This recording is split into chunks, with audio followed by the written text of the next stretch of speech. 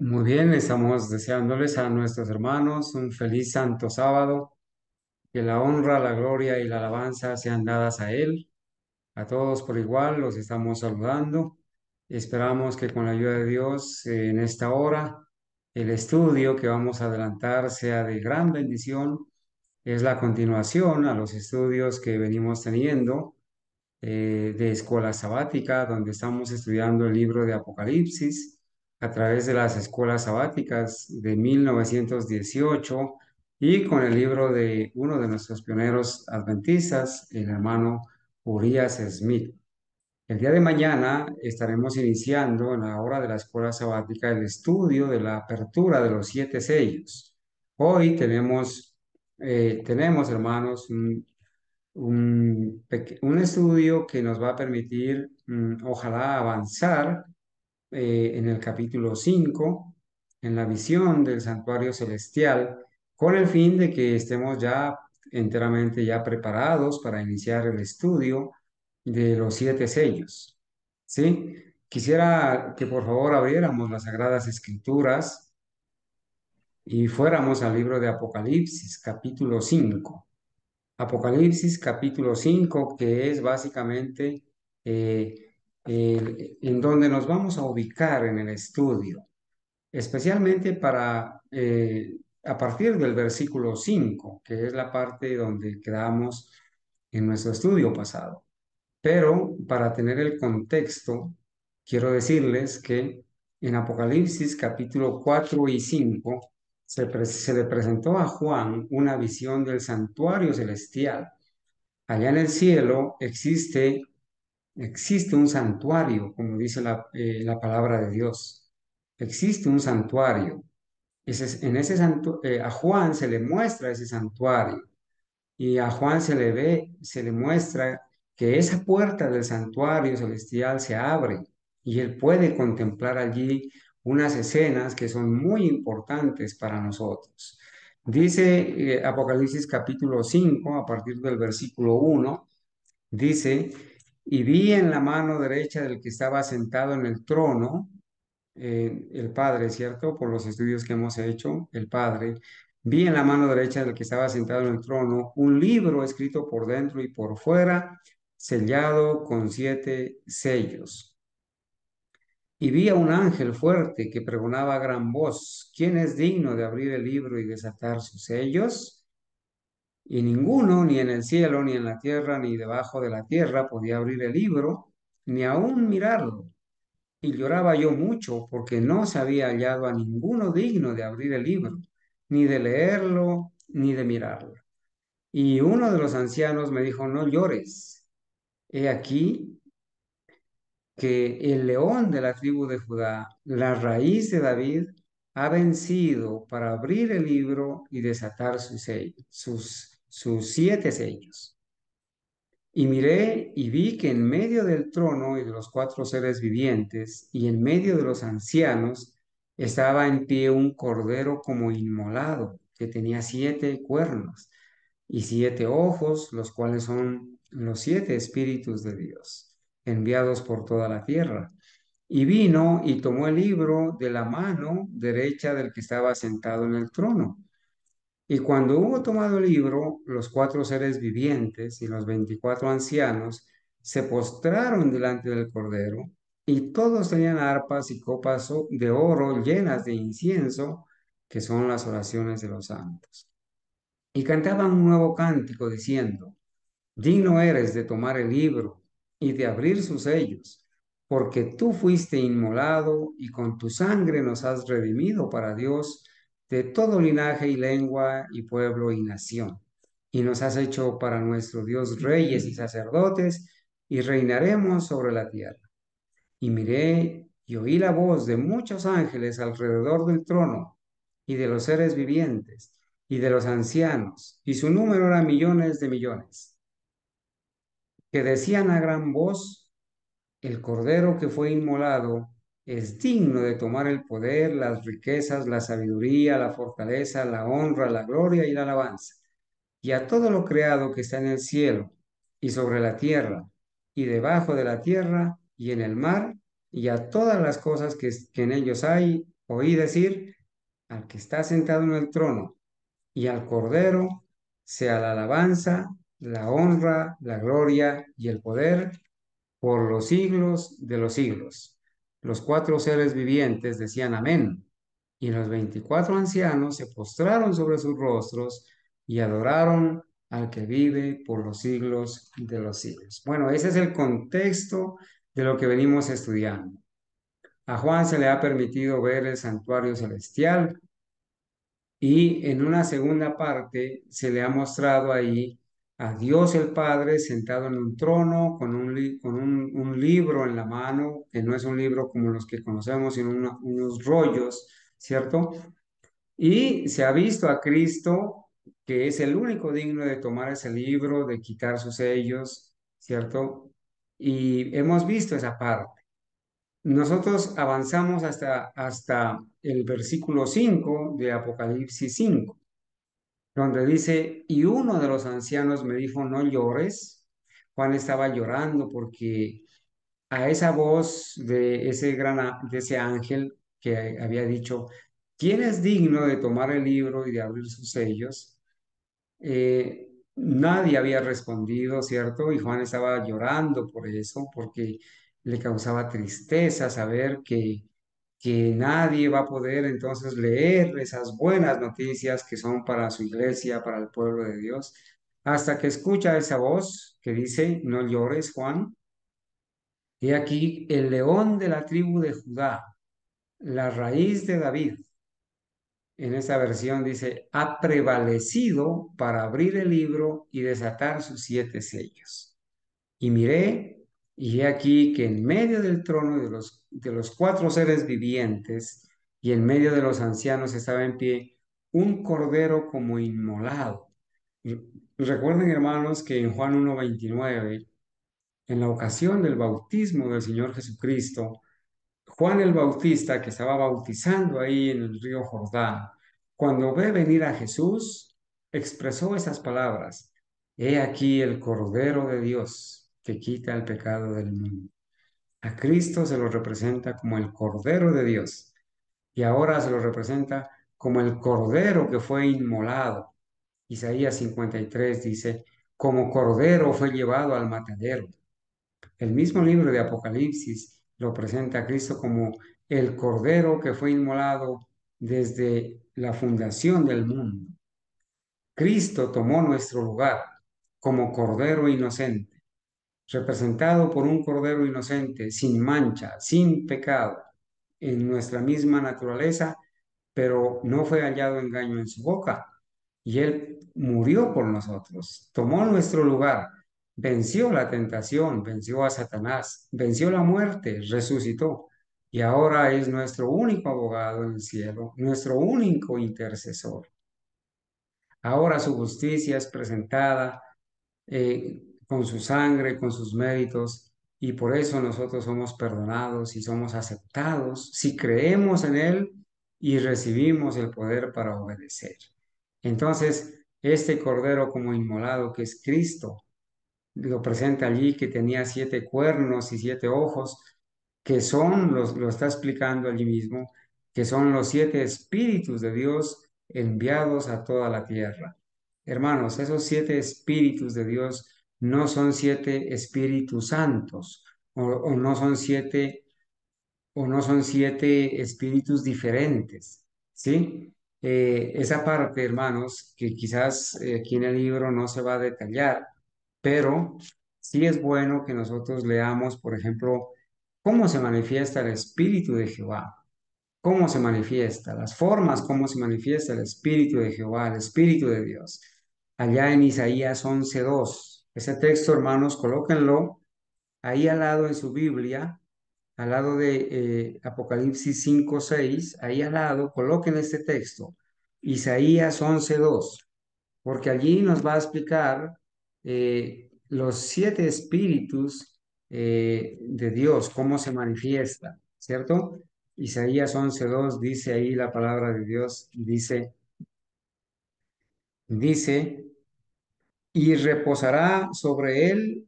Bueno, leamos desde el versículo 1, dice, saldrá una vara del tronco de Isaí y un vástago retoñará de sus raíces. Está hablando de Jesús, ¿sí? Que en su genealogía desciende, digamos así, de Isaí, ¿cierto? De David, de ese linaje. Y entonces dice, noten, cuenten cuántas veces se menciona la palabra espíritu ahí. Y reposará sobre él, sobre Jesús, el espíritu de Jehová, una vez. Espíritu de sabiduría, de inteligencia, espíritu de consejo, de poder, espíritu de conocimiento y de temor de Jehová. 7 veces se menciona allí. Espíritu de Jehová, espíritu de sabiduría, espíritu de inteligencia, espíritu de consejo, espíritu de poder, espíritu de conocimiento y espíritu de temor de Jehová. Es un texto muy apropiado para explicar la plenitud del Espíritu Santo, del Espíritu de Dios, porque el número 7 en la Biblia representa plenitud, algo completo. Por eso Dios hace el mundo, la creación, en 7 días, ¿sí? Bueno, vamos a seguir leyendo. No se le permite a Juan llorar mucho tiempo. Esta es la última parte que estudiamos en nuestra clase pasada, ¿sí? No se le permite a Juan llorar mucho tiempo, porque Juan estaba llorando, ¿cierto? Estaba llorando porque ahí en Apocalipsis capítulo 5 el versículo 4 dice Juan, y lloraba yo mucho, porque no se había hallado a ninguno digno de abrir el libro, ni de leerlo, ni de mirarlo. Estaba llorando Juan, porque él estaba ansioso por saber qué decía esos rollos, qué decía ese libro. Estaba ansioso y deseando que ese mensaje escrito en ese rollo, en ese libro, se ha dado a su iglesia.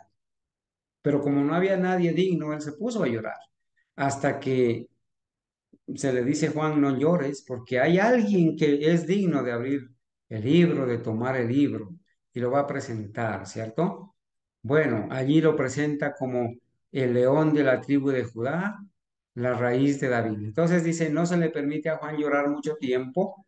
Dios no quiere que se retenga ningún conocimiento que pueda beneficiar a su pueblo. ¿Sí? No quiere que se retenga ningún conocimiento que pueda beneficiar a su pueblo. Dios no quiere eso. Pero hay de aquellos que retienen la verdad. Hay de aquellos que conocen la verdad y no la dan a conocer. Hay aquellos que han escondido la Biblia. Hay aquellos que han pisoteado la Biblia. Hay de aquellos que han prohibido leer la Biblia y que persiguieron y mataron y trataron como herejes a los que leían la Biblia y a los que la predicaban. Hay de aquellos. ¿Sí? Dios tiene una contienda con ellos. Todos esos actos están registrados en los libros de los cielos y Dios va a tomar venganza de eso, si es que estos que hicieron eso nunca se arrepintieron. Así como no se arrepienten ahora aquellos pastores, aquellos sacerdotes, aquellos líderes, aquellos ancianos, aquellos evangelistas o evangélicos también, que conocen las verdades y sin embargo las retienen, las ignoran, las pasan por alto, las pisotean, porque Dios no quiere que se retenga ningún conocimiento que pueda beneficiar a su pueblo. Dios no quiere que se retenga el conocimiento que conduce a la salvación de las personas. Por eso el apóstol Pablo llegó a decir, ay de mí si no predico el evangelio, ay de mí. Ese ay de mí significa que Dios tiene una cuenta que arreglar con los que hemos recibido talentos y dones. Nos ha dado la oportunidad el Señor de poder conocer la verdad. Y si no la compartimos, ay de nosotros, porque no, porque estamos escondiendo la verdad. Estamos siendo cómplices del error. Cuando nosotros conocemos la verdad y no la compartimos y no la difundimos y no la apoyamos, hermanos, y no la defendemos, entonces estamos en favor del error. El que no defiende la verdad está atacando la verdad, está en favor del error. Se hace provisión para la apertura del libro. Por eso uno de los ancianos le dice, no llores. He aquí que, noten, el león de la tribu de Judá, un título que se le da al Señor, ¿sí? La raíz de David, otro título, ha prevalecido para abrir el libro y desatar sus 7 sellos. El por qué uno de los ancianos debe impartir esta información a Juan en vez de a algún otro ser no aparece a menos que sea habiendo sido redimidos, estuvieran especialmente interesados en todo lo que concierne al bienestar de la iglesia en la tierra. Cristo es llamado aquí el león de la tribu de Judá, porque allá en Génesis 49:9 se hace referencia a Cristo como el león de la tribu de Judá. El león, como dice aquí, eh, probablemente sea para denotar su fuerza, ¿sí? Como el león es el rey de las bestias, el monarca de la selva, se convierte así en un emblema, en un símbolo adecuado de la autoridad y el poder real. Por eso, por eso, el poder, la autoridad y el poder real de Cristo, por eso más adelante vamos a leer que estos ángeles, estos millones y millones de ángeles, van a decir, el cordero que fue inmolado es digno de tomar el poder, las riquezas, y al que está sentado en el trono y al cordero sea la alabanza, la honra, la gloria y el poder por los siglos de los siglos. Hoy empatamos en el estudio sobre qué significa la raíz de David. ¿Qué dice Urias Smith acerca de ese título que se le da a Jesús como la raíz de David? La fuente y el sustentador de David en cuanto a su posición y poder. No hay duda de que la posición de David fue especialmente ordenada por Cristo y que fue especialmente sostenida por él. David era el tipo, Cristo el antitipo. O sea, David iba a simbolizar de alguna manera la obra de Cristo. El trono de David y su reinado sobre Israel era un tipo de reinado de Cristo sobre su pueblo. Él reinará en el trono de su padre David, dice Lucas 1:32 y 33, hablando de Jesús. Como Cristo apareció en el linaje de los descendientes de David cuando tomó sobre sí nuestra naturaleza, también es llamado el retoño de David y una raíz del tronco de Isaí, como dice Isaías 11:1 y versículo 10 y Apocalipsis 22:16. Así se le llama también a Cristo. Al establecerse así su conexión con el trono de David y al demostrarse su derecho a gobernar sobre el pueblo de Dios, era apropiado confiarle la apertura de los sellos. Por eso se le llama la raíz de David. Y dice, ha prevalecido, ¿sí? O ha vencido. Estas palabras indican que el derecho a abrir el libro fue adquirido por una victoria obtenida en algún conflicto previo. Y así lo encontramos establecido en las partes subsiguientes de este capítulo. La siguiente escena nos introduce en la gran obra de Cristo como Redentor del mundo, el Cordero que fue inmolado, y el derramamiento de su sangre para la remisión de los pecados y la salvación del hombre. Por eso los ángeles dice, a Él sea la gloria, la honra, el poder, la riqueza, la sabiduría, porque es el Cordero que fue inmolado. Por favor, resaltemos esto siempre, hermanos. Es Cristo el único, obviamente, con el Padre, el único digno de alabanza, ¿sí? El único ser que haya tomado la naturaleza humana y que sea digno de honra, gloria, alabanza, es Cristo. No es su madre, no es el hermano, no es el apóstol, es Cristo. Por eso la palabra de Dios presenta a Cristo como el único Salvador. Él mismo se presentó a sí mismo como el único Salvador y dijo, yo soy el camino, la verdad y la vida. Nadie llega al Padre sino por mí. Si María fuera intercesora o mediadora, estando ella viva y Cristo vivo, él hubiera dicho, ella también es, o ella es el camino. Adórenle a ella. Todo lo contrario. La madre de Jesús dijo, hagan todo lo que Él les diga, hagan todo lo que Él les ordene, porque aún María se sometió a Cristo, sometió su voluntad. Aún María se declaró a sí misma la sierva, la esclava del Señor. Hágase en mí conforme a tu voluntad. Ella reconoció su bajeza. He aquí la esclava del Señor. Y en su oración, allí en Lucas capítulo 1 y 2, ella misma reconoció. Por eso el apóstol Pablo dice, y en ningún otro hay salvación, Hechos 4:12, porque no hay otro nombre bajo el cielo dado a los hombres en que podamos ser salvos. Fíjense, el apóstol Pablo declara que en ningún otro hay salvación, solamente en Cristo. ¿Sí? Porque un pecador no puede salvar a otro pecador. Y Cristo como ser humano que fue cuando vino a tomar la naturaleza humana como la nuestra, siendo humano como nosotros, venció, derramó su sangre. Y por eso Él obtiene este título, obtiene la victoria. Y por eso Él es el único digno en el cielo y en la tierra de poder tomar el libro, quitarle sus sellos y poderlo leer. Bueno. Bueno, ha prevalecido, por eso se ha vencido. Bueno, ok. En esta obra fue sometido a los más feroces ataques de Satanás.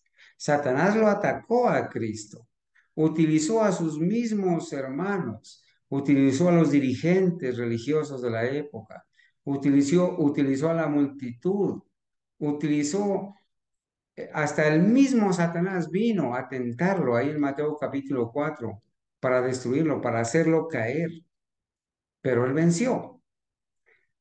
Pero soportó sus tentaciones, soportó las agonías de la cruz, resucitó como vencedor de la muerte y la tumba. Miren esta parte, hermanos. Soportó las agonías de la cruz.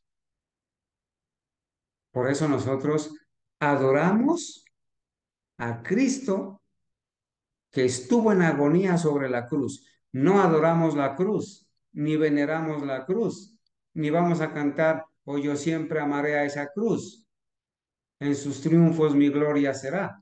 No vamos a cantar más eso, porque el que venció en la cruz, no la cruz, es el único digno de tomar el libro, a él sea la gloria, la honra y la alabanza. Ustedes se pueden imaginar, hermanos, el sufrimiento y la agonía y la vergüenza de nuestro Señor Jesucristo.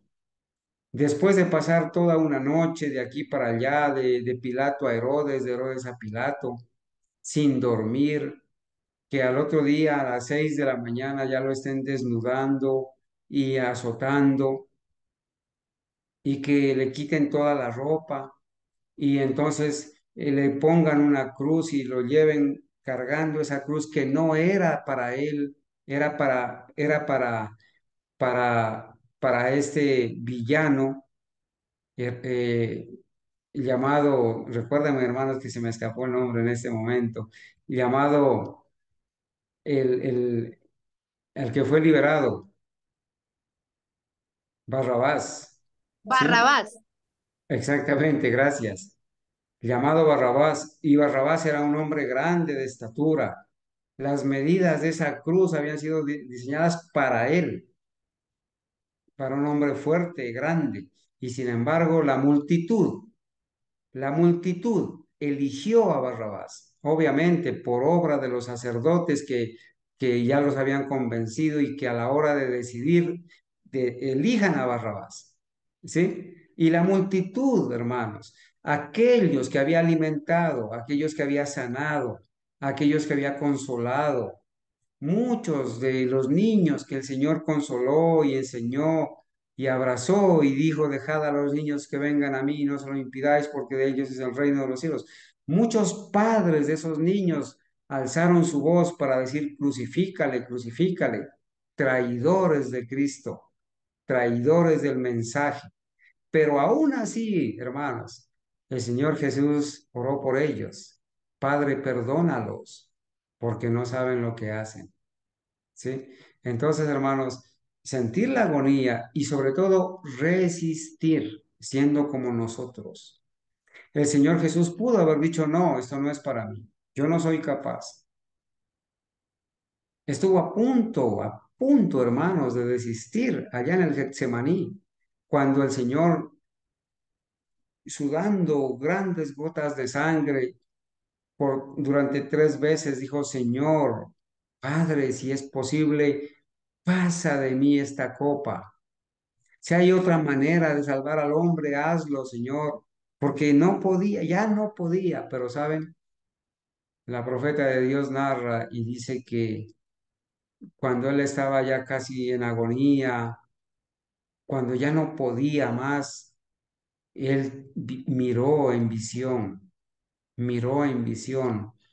a todos aquellos que íbamos a ser salvados y perdonados y llevados al cielo a vivir eternamente por su sacrificio, por sus méritos. Él nos miró a nosotros, hermanos, salvados para siempre. Y entonces tomó valor y siguió adelante. Ya ha llegado la hora y bueno, sigamos adelante.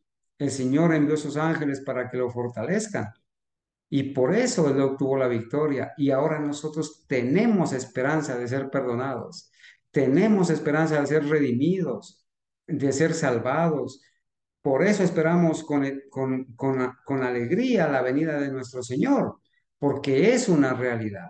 Él no miente. Dios ha prometido perdonarnos, restaurarnos, cambiarnos, darnos un corazón de carne donde Él pueda escribir su ley y darnos el poder para obedecerla, esa ley, y poder tener un carácter que nos haga dignos de ir al cielo y de ser allá súbditos del Señor. Hermanos, esas promesas las ha hecho el Cordero que fue inmolado. Y por eso millones de ángeles no cesan día y noche de decir y de alabarle, ¿sí? De honrarle, de cantarle.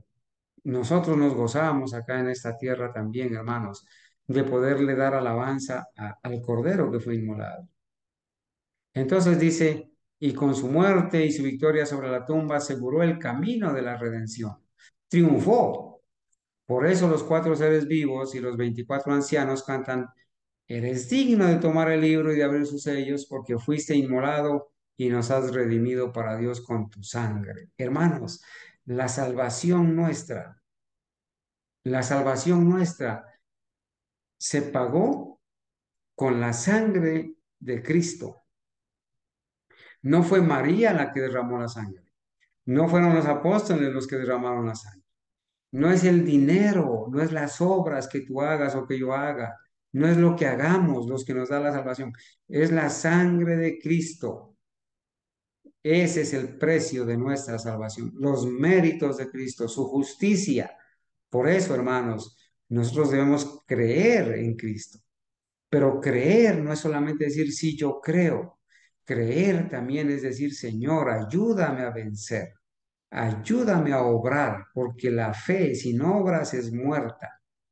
Ayúdame, dame el poder para vencer. Entonces se cumple la justicia imputada e impartida.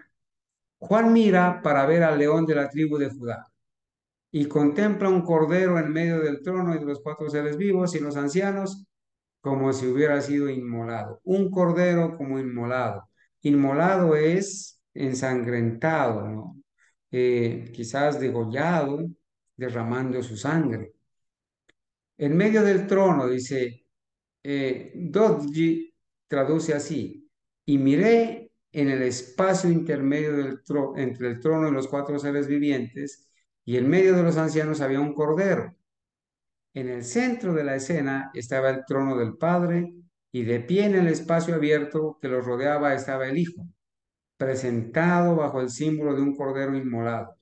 Alrededor de ellos estaban los santos que habían sido redimidos, primero los representados por los 4 seres vivientes, luego los ancianos que formaban el segundo círculo y luego los ángeles que formaban un tercer círculo. El mérito de Cristo, al presentarse así bajo la figura de un cordero inmolado, es la admiración de toda la santa muchedumbre. Hermanos, yo hago una pregunta. ¿Cómo se sentirá el Señor Jesucristo, el cordero que fue inmolado? Porque así se presenta Él allá en medio del trono.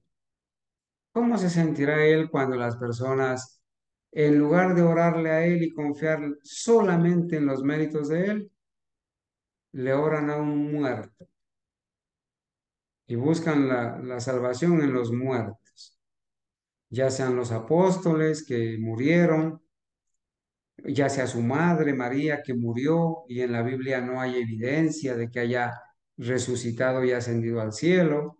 En la Biblia no hay evidencia de que María, la madre de Jesús, haya ascendido al cielo viva. No hay evidencia. Y la Biblia enseña que los muertos no saben nada. ¿Cómo se sentirá el Señor cuando en lugar de orarle a Él que resucitó y está vivo, las personas se acercan a un ídolo, a un muñeco de madera, de yeso, que tiene ojos y no ve, tiene oídos y no oye, tiene boca y no habla, tiene pies y no camina, y para que se puedan mover tienen que cargarlos? ¿Cómo se va a sentir el Señor Jesús cuando las personas, en lugar de colocar la fe en el Cristo vivo, en el Cordero que fue inmolado, que está ya en el lugar santísimo del santuario celestial intercediendo por nosotros, le ponen la fe a lo inerte? Debe sentir tristeza, ¿verdad? Por eso para él la idolatría es una abominación, es algo que le causa náuseas. ¿Qué quiere decir como inmolado? Acá cita a un autor llamado Woodhouse. Como se cita en el comentario exhaustivo, dice, el griego implica que el cordero apareció, note, con el cuello y la garganta heridos, como si hubiera sido herido en el altar como una víctima. Clark, sobre este asunto, dice, como si ahora estuviera en el acto de ser ofrecido. Eso significa un cordero como inmolado, ¿sí? Con el cuello y la garganta heridos. Esto es muy notable. Tan importante es la ofrenda del sacrificio de Cristo a los ojos de Dios que todavía se le representa como si estuviera en el mismo acto de derramar su sangre por las ofensas del hombre. Noten que, hermanos, esta escena le es presentada al apóstol Juan casi 70 años después de que Cristo murió. Pero para Dios es tan importante esto que le presenta la escena del Cordero como inmolado. El sacrificio de Cristo es muy importante. Nosotros no lo podemos ignorar ni lo podemos reemplazar con otro sacrificio, ni tampoco podemos desvalorizarlo, quitarle el valor y poner ahí a María a interceder o a los santos o a los difuntos a interceder. Bueno, esto da una gran ventaja a la fe. Cuando cualquier alma llega al trono de la gracia, encuentra un sacrificio allí provisto para él para ofrecer a Dios. Hermanos, a esto se le llama justificación por la fe. Cuando nosotros, como pecadores que somos, venimos al trono de la gracia, no traemos nuestros méritos, no traemos sino solamente nuestra suciedad, nuestros pecados. Venimos y le decimos a Dios, Padre, mira a Cristo, mira su sangre, mira su justicia, sus méritos. Él es el Cordero como inmolado. Él derramó su sangre por mí. Tú hiciste provisión para mi salvación. Tú me has dado la fe para creer. Yo creo en ese sacrificio. Yo creo en Cristo. Lo acepto como mi sacrificio. No hay nada que yo pueda hacer, pero sí puedo recibir tu poder para obedecer. Ayúdame a vencer. Ayúdame a no caer. Entonces yo abrazo el sacrificio de Cristo. Acepto sus méritos y acepto su poder para vencer. El comentario que hace Urias Smith sobre 7 cuernos y 7 ojos dice así. Los cuernos son símbolos de poder. Ojos son símbolo de sabiduría. ¿Sí? Y el 7 es un número que denota la plenitud o la perfección. Entonces, cuando este cordero se lo presenta como que tenía 7 cuernos y 7 ojos, se lo presenta como el que tiene la plenitud del poder, la plenitud de la sabiduría, ¿sí? Se nos enseña que el poder perfecto y la sabiduría perfecta se encuentran en el cordero a través de la operación del Espíritu de Dios, llamado los 7 Espíritus de Dios, para denotar la plenitud y la perfección de su operación. La plenitud del Espíritu también significa. Entonces, este cordero como inmolado dice que vino y tomó el libro. Los comentaristas han encontrado una incongruencia en la idea de que el libro fue tomado por un cordero y han recurrido a varios medios para evitar la dificultad, pero no es un principio bien establecido que cualquier acción puede ser atribuida a un símbolo que podría ser realizado apropiadamente por la persona, no ser representada por el símbolo. Obviamente, estamos en una situación donde hay una escena, hay una profecía que utiliza símbolos y el símbolo pues de Cristo es un cordero. No es que haya un cordero literal que venga y con su mano coja el libro, no, es el símbolo del cordero es Cristo y Cristo es el que toma el libro. Sabemos que no hay nada incongruente en que Cristo tome un libro y cuando leemos que el libro fue tomado pensamos en la acción, no como realizada por el cordero, sino por aquel de quien el cordero es un símbolo. Bueno, eso es fácil de entender, ¿verdad? El versículo 8 dice, y cuando tomó el libro, los 4 seres vivientes y los 24 ancianos se postraron delante del cordero, teniendo cada uno de ellos arpas y copas de oro llenas de perfumes, que son las oraciones de los santos. Y cantaban un cántico nuevo diciendo, digno eres de tomar el libro y de abrir sus sellos, porque tú fuiste inmolado y con tu sangre nos has redimido para Dios de todo linaje, lengua, pueblo y nación. Y nos has hecho para nuestro Dios reyes y sacerdotes y reinaremos sobre la tierra. Vamos a explicar algunas de estos símbolos. Copas llenas de perfumes. De esta expresión nos formamos una idea del empleo de los redimidos representados por los 4 seres vivientes y los 24 ancianos. Tienen copas de oro o vasos llenos de perfumes, o como se lee en las notas marginales de la versión bíblica King James, incienso, que son las oraciones de los santos. Esta es una labor de ministerio como la que corresponde a los sacerdotes. El autor Scott dice de esto: es indiscutiblemente manifiesto que los 4 seres vivientes se unen, o más bien se dirigen, o más bien dirigen la adoración del Cordero como si los hubiera redimido para Dios. Y esto prueba más allá de toda controversia de parte de la Iglesia redimida, se refiere a este emblema y no a los ángeles, cuya adoración se describe a continuación, pero en un lenguaje evidentemente diferente. Vamos a ver cómo es que se describe. Primero, Barnes en sus notas sobre este pasaje comenta: la idea aquí es, por lo tanto, que los representantes de la iglesia en el cielo, los ancianos, de los que se habla como sacerdotes, son descritos como oficiando en el templo en lo alto en nombre de la iglesia que aún está abajo, y como ofreciendo incienso mientras la iglesia está ocupada en la oración. Es una manera de describir la labor de estos ancianos allá en el cielo. El lector recordará que en el antiguo servicio típico, el sumo sacerdote tenía muchos asistentes. En el santuario habían asistentes. Y cuando consideramos que ahora estamos mirando el santuario en el cielo, la conclusión a la que se llega es que estos redimidos son los asistentes de nuestro gran sumo sacerdote en lo alto. Miren qué interesante. Cuando el Señor ordena allá en Éxodo 25:8 hacer un santuario, Él le dice que lo hagan conforme al modelo que le iba a mostrar. Y a Moisés le muestra el modelo del santuario celestial. En el santuario celestial había lugar santo, lugar santísimo, estaba el arca.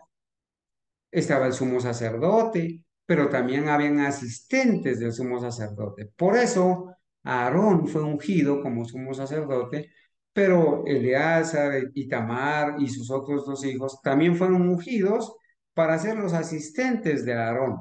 De la misma manera, eh, Barnes dice que de la misma manera, estos ancianos, estos 24 ancianos o sacerdotes, son descritos como oficiando en el templo en lo alto en nombre de la iglesia que aún está abajo y como ofreciendo incienso mientras la iglesia está ocupada en la oración. Bueno, al hablar del santuario terrenal, el sumo sacerdote tenía muchos asistentes. Y cuando consideramos que ahora estamos mirando el santuario en el cielo, la conclusión a la que se llega es que estos redimidos, que fueron llevados al cielo en ocasión de la resurrección de Cristo, son los asistentes de nuestro gran sumo sacerdote en lo alto. Para este propósito fueron sin duda redimidos. Qué interesante esto, ¿no? Porque siempre existía la pregunta, ¿y para qué fue llevado? Fueron llevados. Bueno, quizás habíamos entendido también, y esto también es verdad, de que cuando Cristo regresa al cielo triunfante, lleva una muestra de seres humanos que creyeron en Él, confiaron en Él, fueron vencedores, fueron victoriosos, y Él nos lleva como las primicias de la gran cosecha que va a haber, hermanos, en su venida, ¿sí? Con los que vamos a resucitar en la resurrección especial y con los que van a resucitar en la gran resurrección general de los justos, ¿sí? Como unas primicias. Ahora, para este propósito fueron sin duda redimidos. ¿Y qué podría ser más apropiado que nuestro Señor, en su obra sacerdotal por la raza humana, fuera asistido por miembros nobles de esa raza, cuya santidad de vida y pureza de carácter los había capacitado para ser levantados con ese propósito? Hermanos, los que fueron resucitados eran hombres que habían demostrado en esta tierra, siendo humanos, un carácter idóneo para el cielo, por eso el Señor los resucitó y los llevó, ¿cierto? Entonces, aquí nos dice que podemos regresar a ver los comentarios del capítulo 4, versículo 4. Somos conscientes de que muchos sienten una gran repulsión a la idea de que hay algo real y palpable en el cielo, y podemos anticipar fácilmente que los puntos de vista aquí presentados serán demasiado literales para ello. Para mantener en su posición, insisten mucho en el hecho de que el lenguaje es altamente figurativo y que no podemos suponer que haya o haya habido tales cosas en el cielo como las que describe Juan. Bueno, los que se oponen a estas enseñanzas dicen, no, es que Apocalipsis es simbólico y no puede haber nada literal. No puede ser que los 24 ancianos sean personas literales, ni los cuatro seres vivientes sean personas literales, y no puede ser que estén ayudando, oficiando como asistentes de Cristo, el sumo sacerdote. No creen en eso. Ellos no aceptan eso. Pero bueno, gracias a Dios, dice Uriah Smith, respondemos que, aunque el Apocalipsis trata en gran parte de figuras, no trata de fantasías. Claro, el libro de Apocalipsis sí utiliza muchas figuras, pero no es un libro de historietas. Es la revelación de Jesucristo y de las cosas que deben suceder pronto. ¿Sí? Hay realidad en todas las cosas descritas y ganamos comprensión de la realidad cuando obtenemos una interpretación correcta de las figuras. Así, en esta visión sabemos que Él está que el que está en el trono es Dios. Él está realmente allí. Sabemos que el Cordero simboliza a Cristo. Él también está realmente allí. Hay dos personas, ¿sí? Dios como una persona y Cristo como otra persona. No son el mismo, ¿sí? No son esa misma sustancia que enseñan los católicos y los adventistas de la corporación y los trinitarios evangélicos. Son dos personas diferentes. Sabemos que el Cordero simboliza a Cristo. Él también está realmente allí. Ascendió con un cuerpo literal y palpable. Este mismo Jesús, dice Hechos 1:11, los ángeles a los varones galileos les dijeron, este mismo Jesús que ha sido tomado de vosotros al cielo, así vendrá como le habéis visto ir al cielo. De forma literal, visible, palpable. Por eso cuando el Señor resucita y Tomás no creía, y cuando el Señor le aparece a los discípulos y Tomás no estaba en ese momento, y después ellos le cuentan, y él dice, hasta que yo no vea, no creo, y Jesús aparece, luego otra vez en ese mismo día, primero de la semana, aparece, y entonces le dice Tomás, mete tu mano en mi costado, el costado que había sido abierto por la lanza del soldado, mete tu mano en mi costado y tócame. Y por eso Tomás se arrodilla y dice, Señor mío y Dios mío, ¿sí? Porque lo tocaron, lo palparon. Jesús comió con ellos después de la resurrección, ¿sí? Apareció a más de 500 personas, dice el libro de los Hechos. Bueno, entonces dice, eh, él también está realmente allí, ascendió con un cuerpo literal y palpable. ¿Y quién puede decir que no lo conserva todavía? Gracias a Dios, de acuerdo a los escritos de la profeta, el Señor Jesucristo va a conservar su cuerpo humano como nosotros, ¿sí? Él va a conservar por la eternidad. Por eso es uno como uno de nosotros, ¿sí? Entonces dice, sí, entonces nuestro gran sumo sacerdote es un ser literal, debe tener un lugar literal en el que ministrar. Entonces, aquí está la conclusión, ¿no? Si entonces, si nuestro gran sumo sacerdote es un ser literal, de cuerpo, que se lo puede tocar, palpar, si es un ser literal, pues debe tener un lugar literal en el que ministrar. Pero los evangélicos niegan la existencia de un santuario literal en el cielo. Y los adventistas de la denominación adventista niegan ahora que exista un santuario literal. Y ellos responden en el libro Preguntas sobre Doctrina, dicen que cuando se les pregunta y dice, ¿hay un santuario literal en el cielo? Y responden y dicen, si ser literal significa que está hecho de ladrillos y cemento, pues decimos no, no hay un santuario literal, porque son doctrina evangélica. El evangélico no cree que haya un santuario literal en el cielo.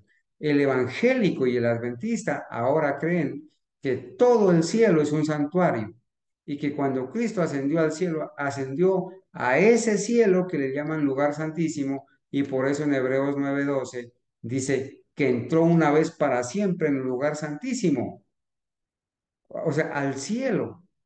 Ellos no hacen la diferencia de que primero entró al lugar santo del santuario celestial que está en el cielo, entró primero al lugar santo y luego pasó un tiempo allí y luego pasó al lugar santísimo. No hacen esa diferencia, han negado el santuario, han rechazado el santuario. ¿Y por qué los católicos no creen en el santuario literal? ¿Por qué los evangélicos no creen en el santuario literal? Porque rechazaron los testimonios del espíritu de profecía. ¿Y por qué los adventistas de la denominación adventista no creen en el santuario literal? Porque rechazaron los testimonios. Y sin los testimonios, el pueblo se desenfrena. Voy a seguir, hermanos. Entonces, y si los cuatro seres vivientes y los 24 ancianos representan a aquellos a quienes Cristo sacó del cautiverio de la muerte en el momento de su resurrección y ascensión, ¿por qué no son tan literales mientras están en el cielo como cuando ascendieron? ¿Por qué no son? O sea, aquellos que niegan y no aceptan que Cristo esté en forma literal como sumo sacerdote en el santuario literal del cielo. y aquellos que niegan que hayan personas literales oficiando, siendo asistentes de Cristo. Para aquellos, si Cristo es literal y el santuario es literal, bueno, ¿qué impide que las personas que fueron resucitadas y llevadas al cielo en ocasión de la resurrección de Cristo y ascensión, ¿por qué no son literales? Son personas redimidas. Pues también lo son, como lo es Cristo y el santuario literal.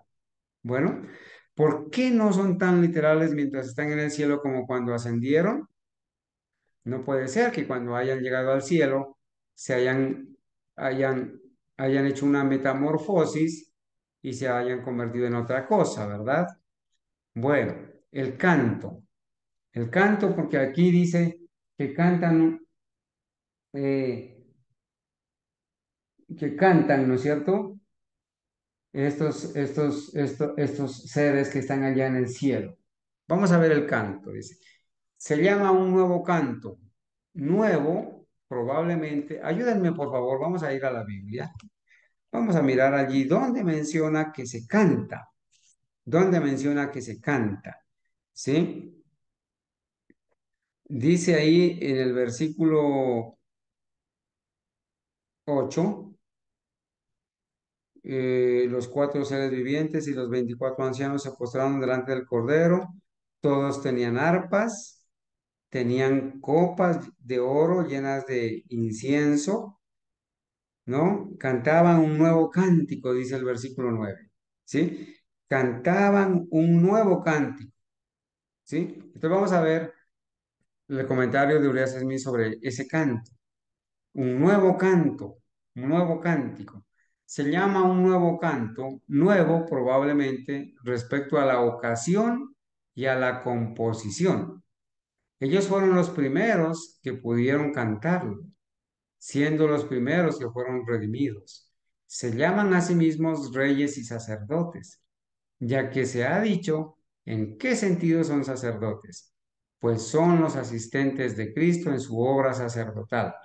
En el mismo sentido, sin duda, también son reyes, porque Cristo está sentado con su Padre en su trono, y sin duda estos, como ministros suyos, tienen alguna parte que hacer en relación con el gobierno del cielo en referencia a este mundo.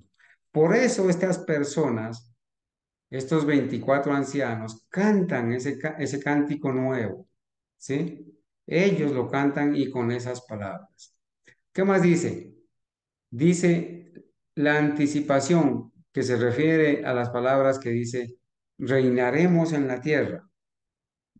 Allí, hermanos, en esa parte del versículo 10, y nos has hecho para nuestro Dios reyes y sacerdotes, ya lo explicamos, y reinaremos sobre la tierra. Vamos a ver qué dice Urias Almida al respecto. Reinaremos en la tierra. Él le pone el nombre de la anticipación. Así que a pesar de que han sido redimidos y rodean el trono de Dios y están en presencia del Cordero que los redimió y están rodeados de las huestes angélicas del cielo, donde todo es gloria inefable, su canto contempla un estado aún más elevado, cuando la gran obra de la redención sea completada y ellos, con toda la familia redimida de Dios, de todas las edades, reinarán sobre la tierra, que es la herencia prometida y será la residencia final y eterna de los santos. Por eso la frase, reinaremos, reinaremos, ¿cierto? No es que es a futuro cuando estén ellos reinando con todos los redimidos, porque en la palabra de Dios se dice que ese reino será entregado a los santos, ¿sí? A los que vamos a ser llevados al cielo, a pasar 1000 años primeramente y luego a esta tierra purificada del pecado, viviendo en esta tierra nueva donde habrá cielos nuevos y tierra nueva viviendo por la eternidad. Para complementar todo esto que acabamos de leer en este momento sobre la herencia prometida, sobre la hueste redimida de todas las épocas reinando sobre la tierra, están los textos allí escritos de Romanos 4:13, Gálatas 3:29 y los demás. Por ahora voy a seguir leyendo, hermanos. El versículo 11 dice, y miré y oí la voz de muchos ángeles alrededor del trono y de los seres vivientes y de los ancianos.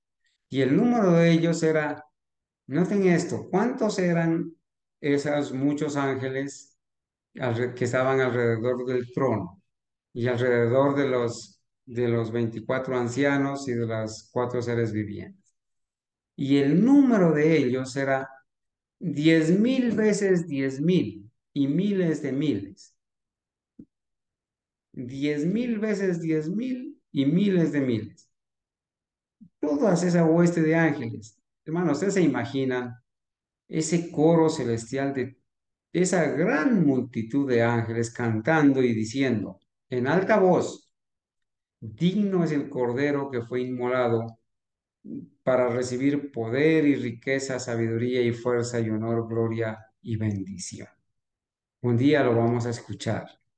Un día, hermanos, uniremos nuestras voces en el cielo para que juntamente con estos ángeles, estos millones de millones, estos 10,000 veces 10,000 y miles de miles, podamos todos alabar al Cordero que fue inmolado y al que está sentado en el trono.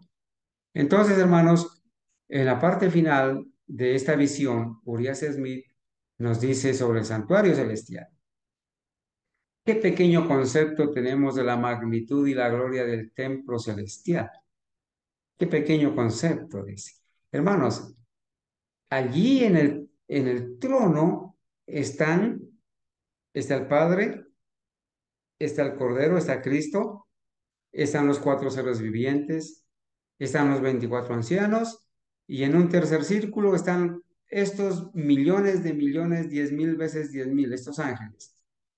Bueno, qué magnitud, qué grande puede ser ese santuario celestial para contener toda esa gran multitud. Quizás nosotros nos hemos hecho una idea vaga, imperceptible, de lo que es el santuario celestial.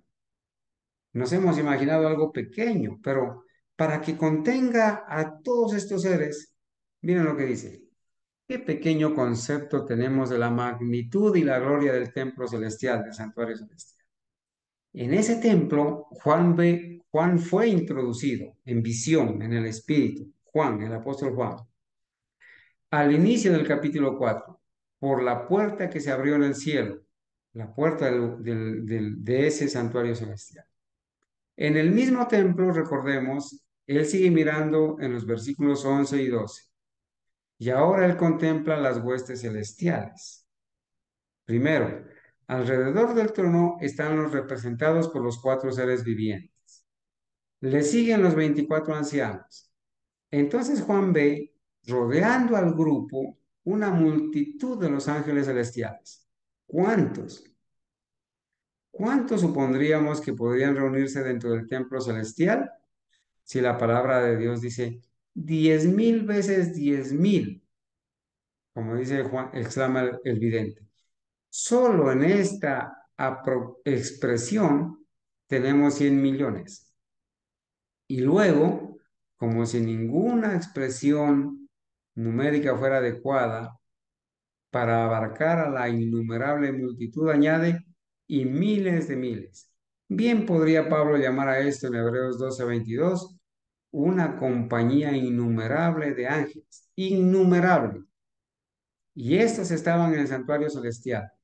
Tal era la compañía que Juan vio reunida en el lugar donde se centra la adoración de un universo y donde el maravilloso plan de la redención humana avanza hasta su culminación.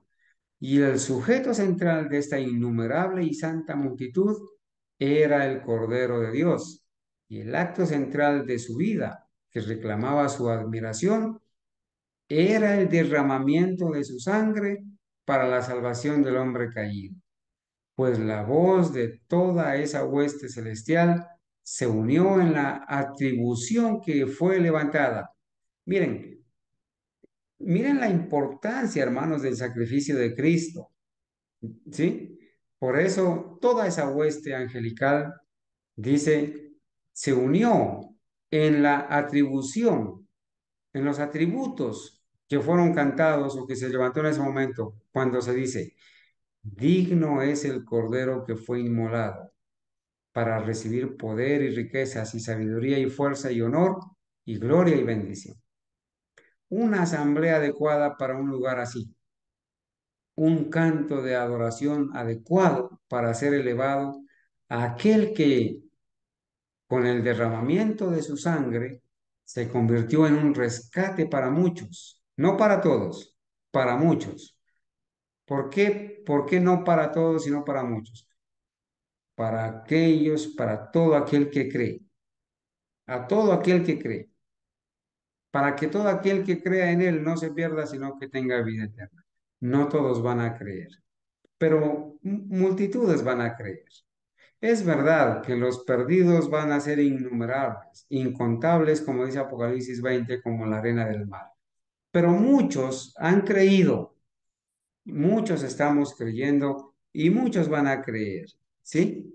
Entonces dice que se convirtió esa sangre en un rescate para muchos y que, como nuestro gran sumo sacerdote, aún aboga por sus méritos en el santuario, en lo alto, en nuestro nombre.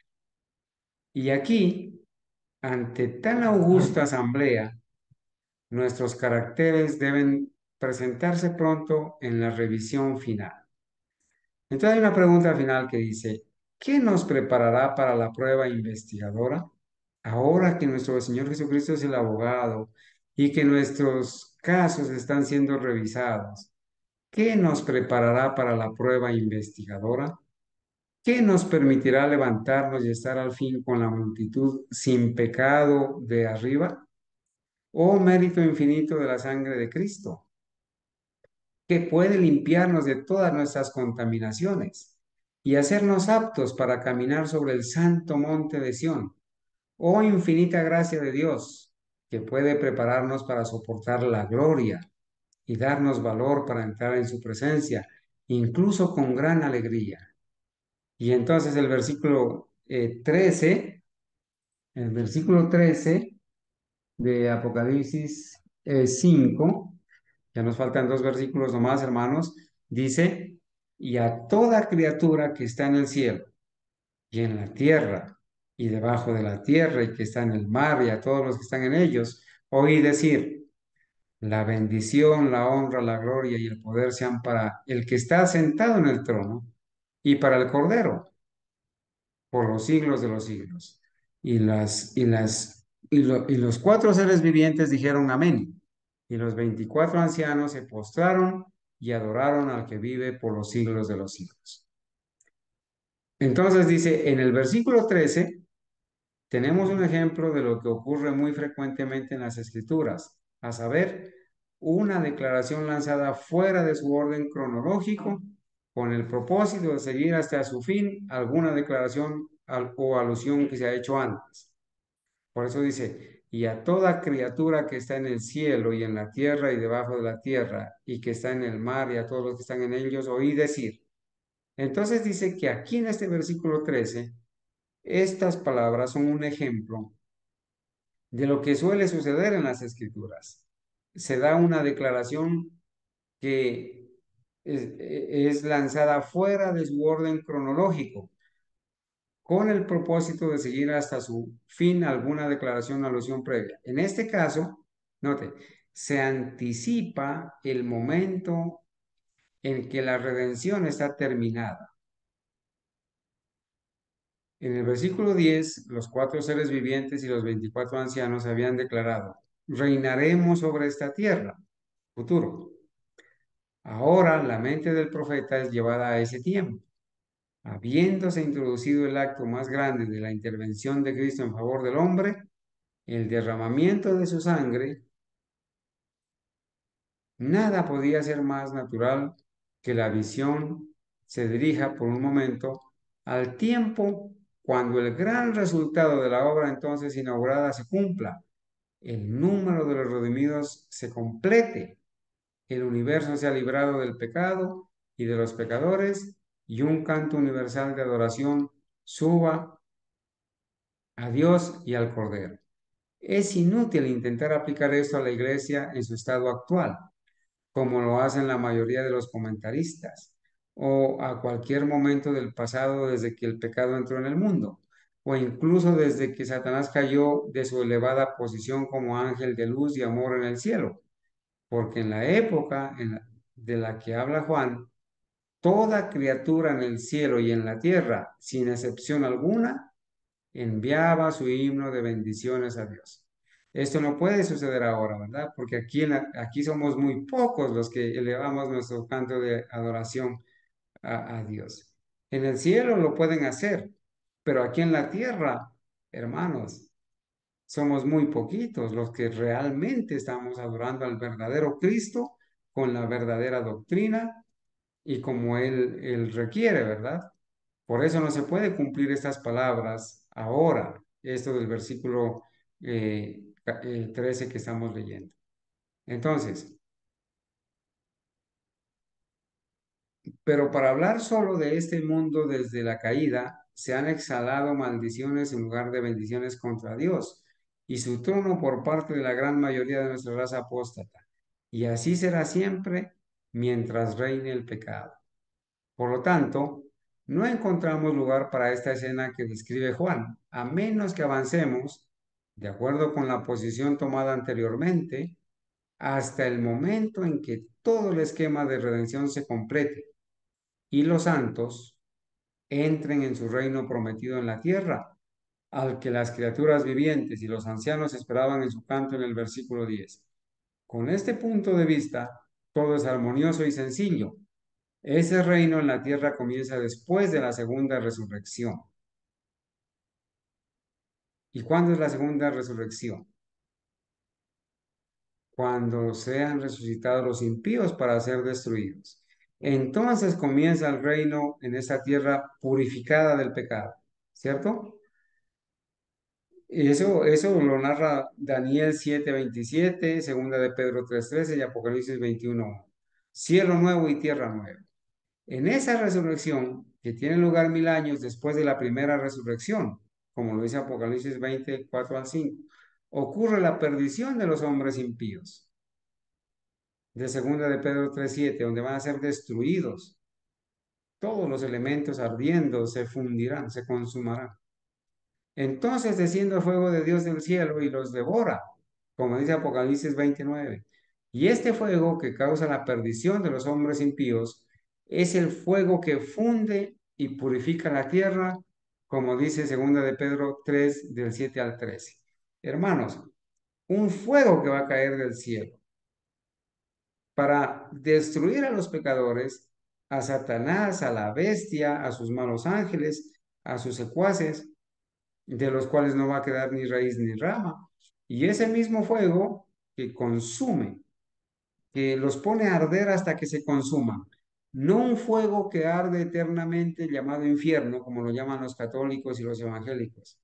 No, un fuego eterno es un fuego que hace arder el cuerpo hasta que se consume. Fuego eterno, destrucción, que causa destrucción eterna. Ese mismo fuego purifica esta tierra. ¿Sí? Entonces el pecado y los pecadores son destruidos. La tierra es purificada con ese fuego. La maldición con todos sus males es borrada para siempre. Los justos resplandecen como el sol en el reino de su Padre. Y de un universo limpio asciende a Dios un himno de alabanza y acción de gracias. Entonces, hermanos, de ese universo limpio, con las criaturas salvadas, es que asciende eh, esas palabras, ¿cierto? Y a todo lo creado que está en el cielo y sobre la tierra y debajo de la tierra y en el mar y todas las cosas que están en ellos oí decir, al que está sentado en el trono y al Cordero sea la alabanza, la honra, la gloria y el poder por los siglos de los siglos.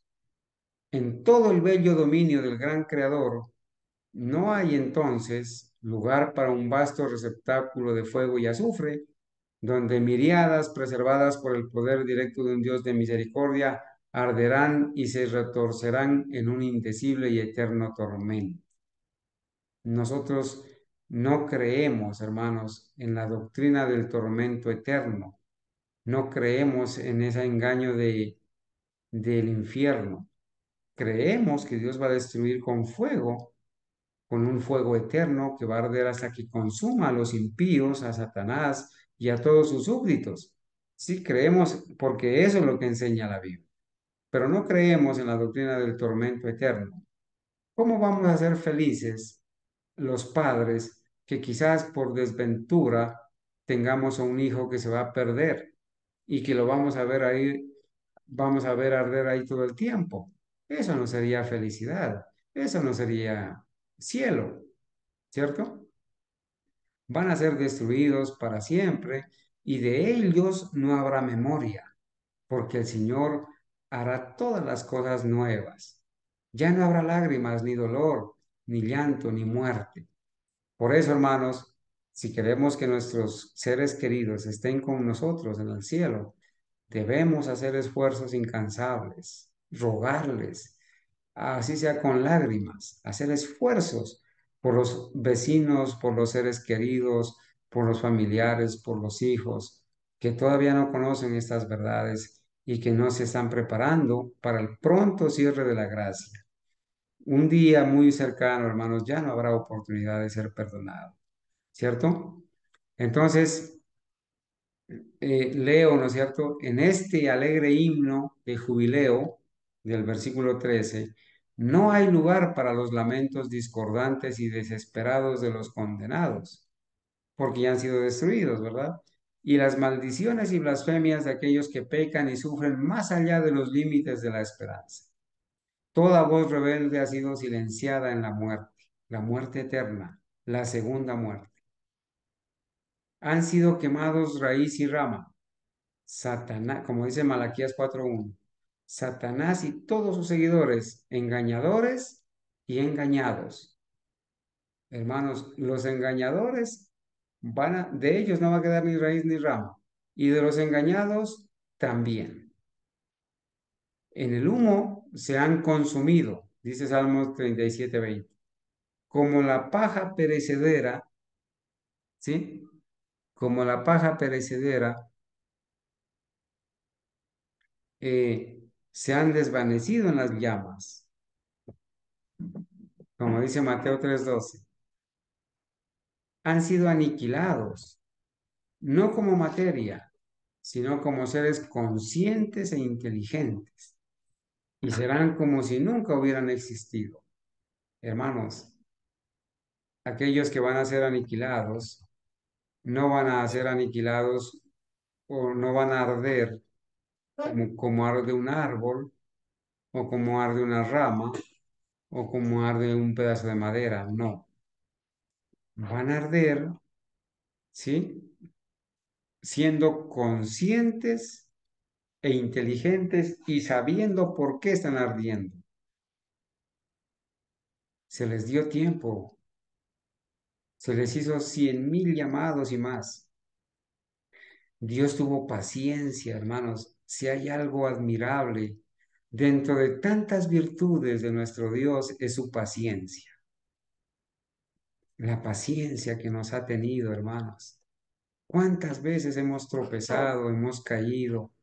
Y el Señor ha renovado cada mañana su misericordia.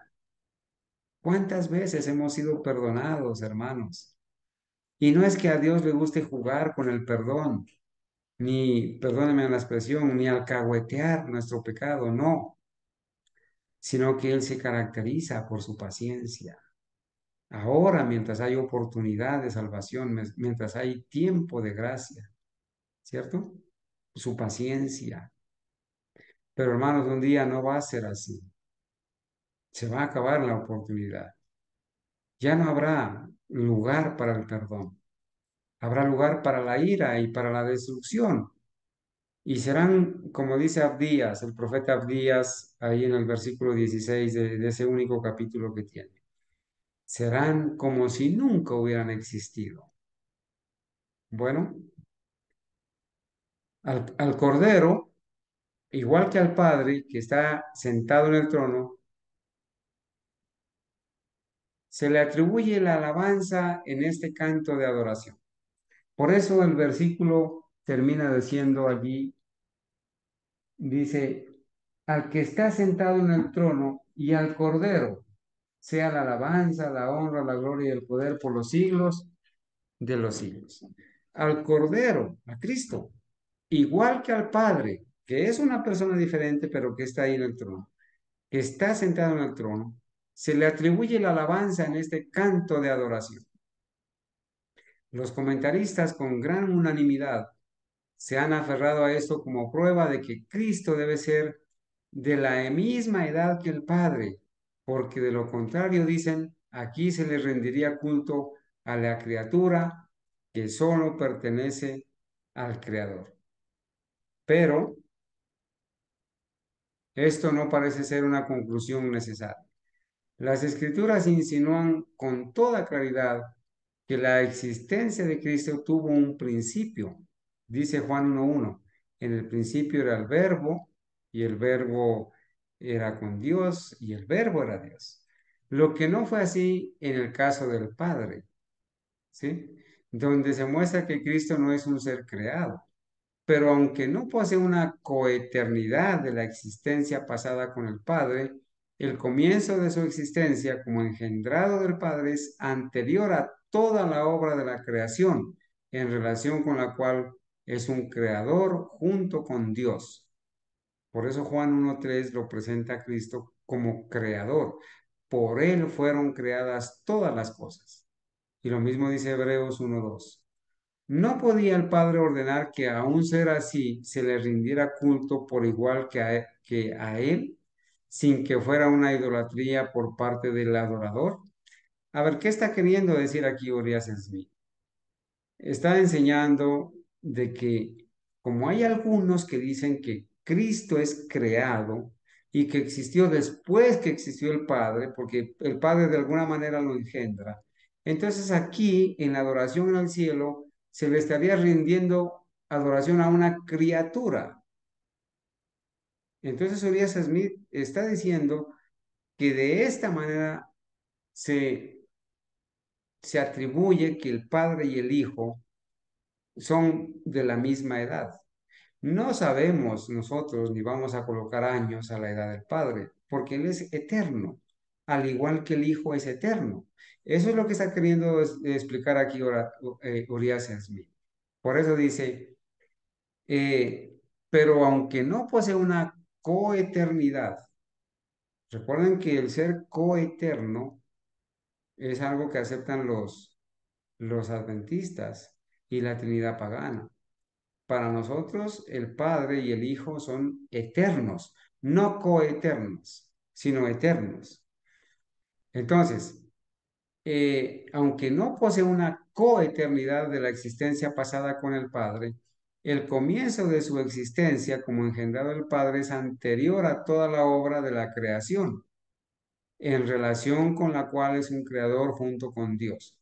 No podía el Padre ordenar que a un ser así se le rindiera culto por igual que a él, sin que fuera una idolatría por parte del adorador.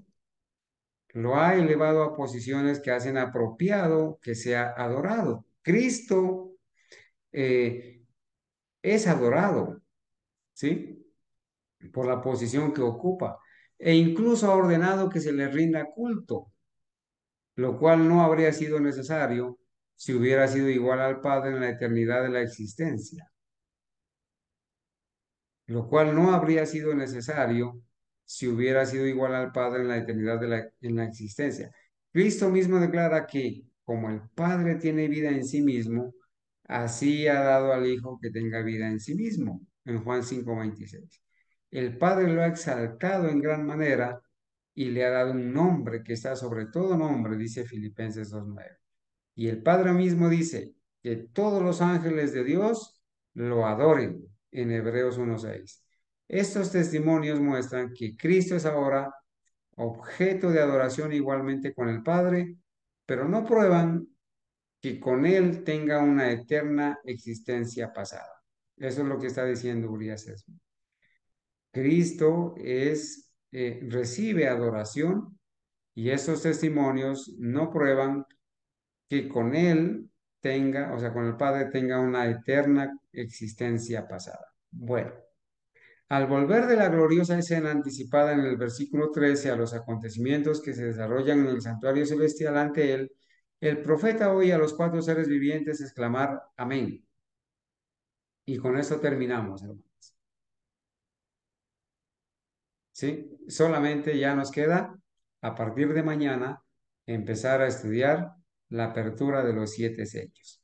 Bueno, hermanos, hemos avanzado en esta noche. Creo que nos ha hecho bien terminar de leer esta segunda parte de la visión del santuario celestial.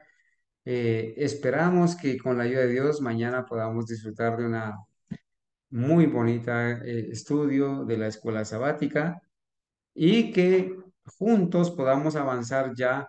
Miren que ya terminamos el capítulo 5 de Apocalipsis. Vamos a adentrarnos desde mañana en el capítulo 6. Ya estudiamos los periodos de las siete iglesias. Ahora vamos a estudiar los siete sellos. Es muy importante, hermanos, que quizás para el día de mañana, con la ayuda de Dios, hayamos por lo menos leído, ¿cierto? Esta lectura de los siete sellos es un poquito abarcante, pero por lo menos leer los primeros seis sellos que están allí en el libro de Apocalipsis, capítulo 6 en adelante.